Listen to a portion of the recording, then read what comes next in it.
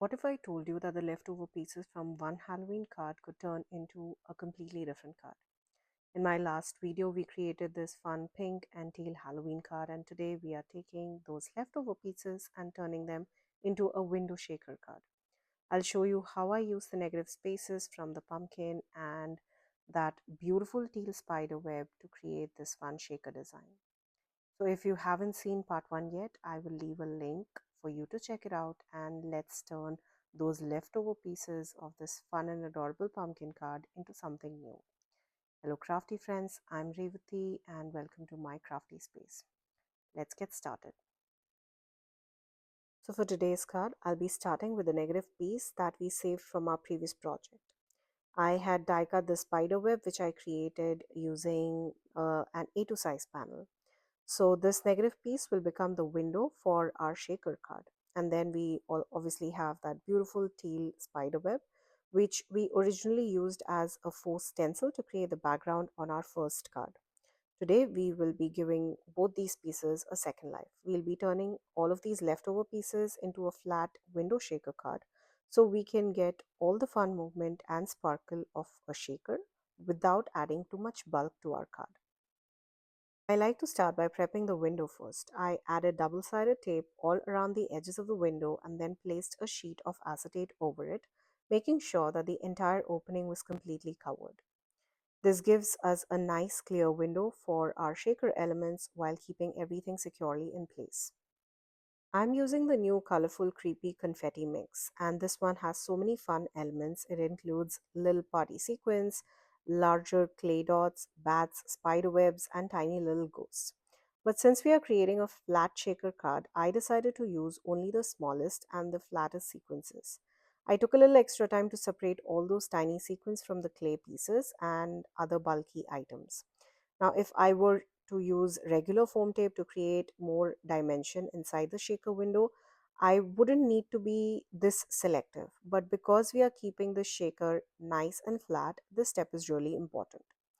We want to minimize the bulk inside the window while making sure our shaker pieces can move around freely and smoothly. Instead of adding foam tape around the edges, this time I'm using double-sided tape directly over the acetate sheet to create our shaker window. This allows us to keep the card nice and flat while still giving our shaker elements enough room to move around.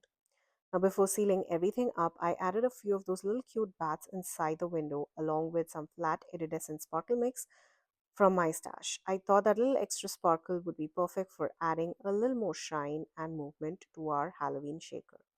And then once all the sequin mix was in place, I added my leftover acetate just to cover up the window.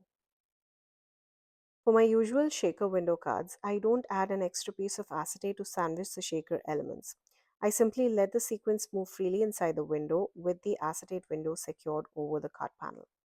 But this time, I wanted to create a little pocket for my shaker elements to make sure everything stayed nice and secure. The extra layer of plastic also gives sequences a smooth slick surface to slide across, which helps them move around more easily inside our flat window shaker card. Since the color scheme of our previous card was pink and teal, I decided to carry that same color palette over to this card as well. So instead of using a white card base, I went with this bright pink cardstock, which adds such a fun pop of color. I started by adhering the window panel directly onto my card base. Since this is a flat window shaker card, no foam tape is required. So I'm just using regular barely art glue to adhere this panel onto my card base. I already love the contrast between the white panel and the bright pink background. Once that was in place, next I added the beautiful teal spider web right over the window. Now this fits like a puzzle piece because this is the exact shape that we cut out from the white panel. Then once that was in place, I layered a thinner web that I die cut using black cardstock. I love how the different layers of the webs add a little more dimension and helps tie that black elements with our shaker mix. The thinner black web is really delicate, so I made sure to use only the tiniest drop of glue when adhering it. I definitely didn't want any of that glue squeezing out into the acetate, so this is one of those steps where a little patience goes a long way. Now, once the spider webs were securely in place, I moved on to the little spiders from the Wicked Webs die set. I die cut two spiders from different shades of pinks and layered them together to create some fun, colorful spiders. I used tiny foam squares to adhere both of these spiders, and then I placed them on either side of the web and finished them off with little eyes using my black gel pen. These tiny details are so simple, but they make the spiders absolutely adorable. For my sentiment, I decided to use the Halloween cut apart sentiment strips. This pack comes with two sheets of pre printed Halloween sentiments, one featuring crisp white lettering on black background, and the other one has bold black lettering on white. I absolutely love the variety of sentiments on this set. They are fun, versatile, and can be used in so many different ways across your Halloween projects.